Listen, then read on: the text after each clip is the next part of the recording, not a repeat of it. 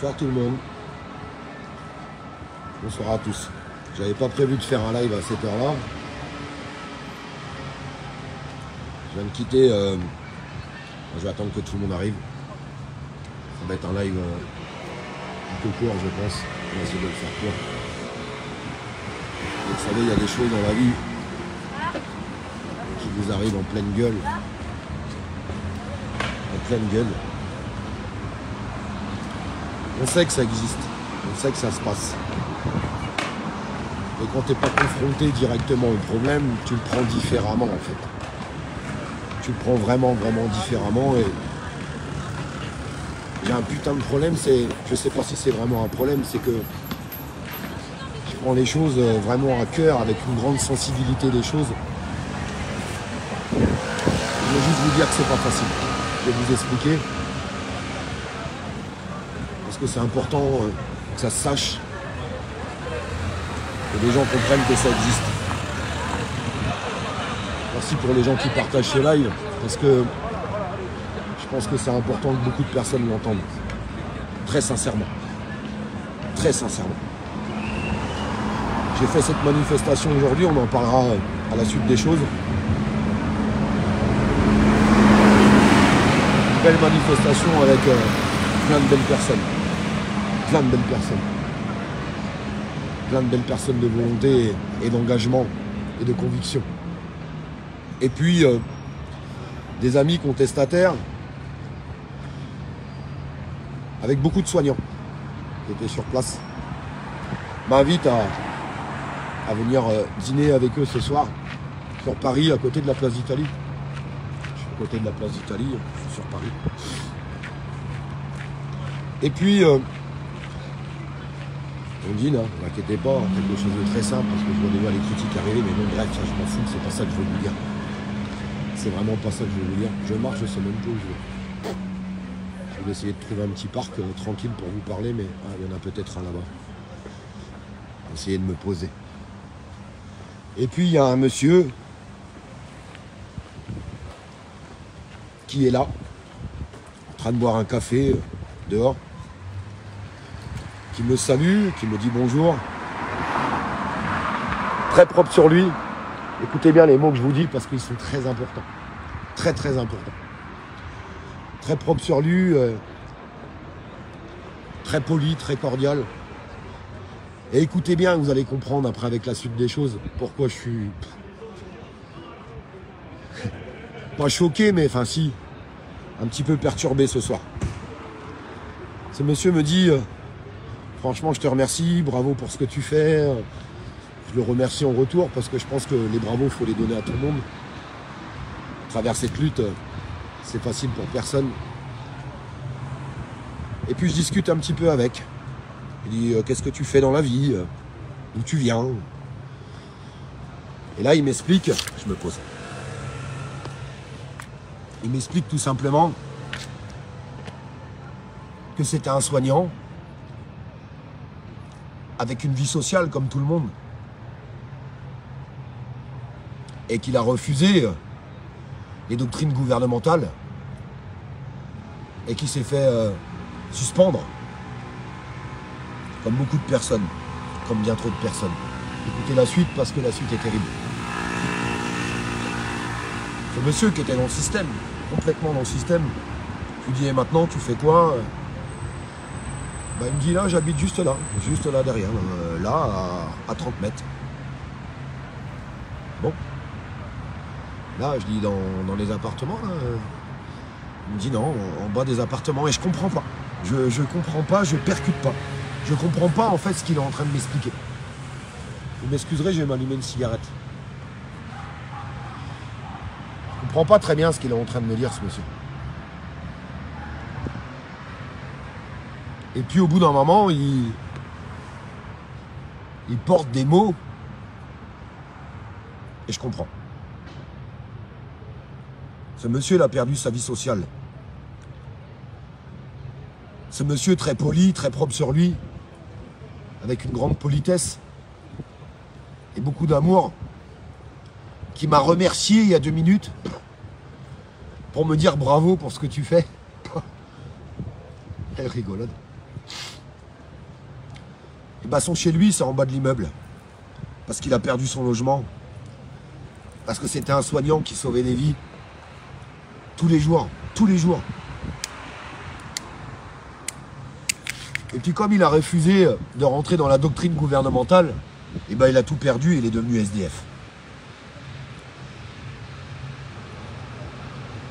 Et ce mec-là me dit merci à moi. Ben moi c'est à lui que je dis merci, je ne citerai pas son nom.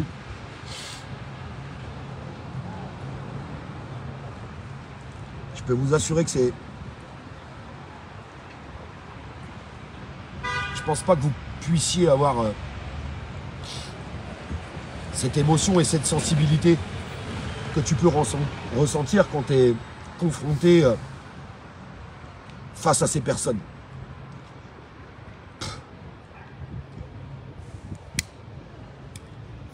Voilà ce que je combats tous les jours. Voilà le vrai visage de notre gouvernement. Voilà la vraie vérité des choses. Voilà où on en est.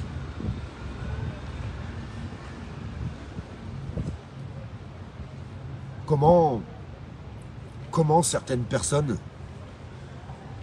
arrivent à être insensibles à tout ça? Comment certaines personnes arrivent encore aujourd'hui à critiquer des soignants ou des pompiers ou d'autres corps de métier qui ont été suspendus en les insultant? Imaginez cet homme aujourd'hui dort à la rue. À la rue. Il passait ses nuits à sauver des vies, à sauver nos vies, à sauver votre vie.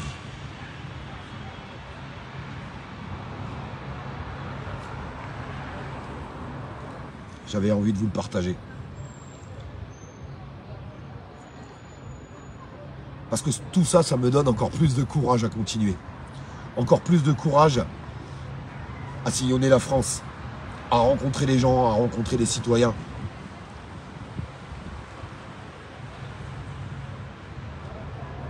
Moi, j'ai cette chance, excusez-moi, aujourd'hui, d'avoir des amis contestataires qui m'accueillent. Il y a des gens qui pensent que Olive, tout va bien pour lui. Qui court des jours paisibles. Vous savez tous, j'ai perdu mon logement et si je suis pas à la rue aujourd'hui, c'est parce qu'il y a des gens qui sont là pour m'accueillir au quotidien. J'ai ma maman, hein. Si jamais il y avait un problème demain, je pourrais très bien aller chez elle, je le sais très bien. Mais là en Auvergne, c'est un peu plus compliqué, un peu plus éloigné, même si je remercie tous ces gens-là, mais cette personne ce soir m'a beaucoup touché. Comme tous les gens que j'ai pu rencontrer à travers cette manifestation, un grand bravo aux constituants que j'ai pu rencontrer aujourd'hui sur cette manifestation, à ces gilets jaunes qui sont venus, à ces citoyens en colère. Peu importe d'où ils viennent. Toutes les origines confondues étaient là, toutes les classes sociales étaient là. Il y avait certainement des gens de droite, certainement des gens de gauche, certainement des gens de tout bord. Non, ce ne sont pas des manifestations politiques comme on peut l'entendre à la télévision. Et des gens continuent de répéter en fait ce qu'ils entendent à BFM TV et CNews alors qu'ils vont les décrier au quotidien. Les décrier au quotidien. Il faut se rassembler mes amis. Je vous saoule hein. Je fais beaucoup de live, je parle beaucoup hein. On me voit beaucoup hein. Ça fait chier beaucoup de monde, j'en suis désolé, je m'excuse. Rassemblez-vous. Unissons-nous, j'arrête pas de vous le dire. Qu'est-ce qu'on attend pour se réunir? Qu'est-ce qu'on attend pour sortir? Il est temps de faire les choses. Il est temps, mes amis, de faire les choses. On va laisser ce gouvernement détruire notre belle France, nos institutions, tout. Des professeurs sont formés en 5 jours, des policiers en 10 jours. Vous vous rendez compte de ce qui se passe? Vous vous rendez compte de ce qui se passe?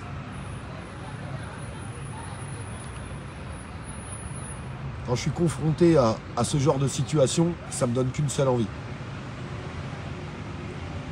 Continuer, amplifier et en faire encore plus. Et c'est ce que je vais faire. Et puis si un jour, on arrive à tous se rassembler, à casser ces guerres de clivage, et qu'on arrive à avoir une vraie victoire pour le peuple, pour les citoyens, quels qu'ils soient, j'aurais qu'une seule envie. C'est m'écarter un petit peu de cette victoire et la regarder de loin, de très loin,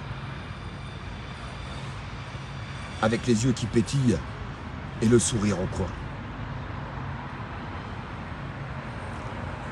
Je suis pas un héros. Je suis pas un héros, je suis comme vous. Je suis comme vous, mes amis. Je suis comme vous. On est tous au même niveau. Et on a besoin de tout le monde. C'est pas une personne qui sauvera ce pays. C'est pas les politiques qui sauveront ce pays. C'est tout simplement l'union citoyenne. Est-ce qu'on est capable de refaire ce que nos anciens ont fait? Je vous pose cette question ce soir. Pour l'honneur de la France, pour l'honneur de notre pays et pour l'honneur des citoyens. Et pour tous les gens qui souffrent. Est-ce qu'on est capable de le faire? Je vous pose cette question. Je vous embrasse. Prenez soin de vous. Prenez vraiment soin de vous.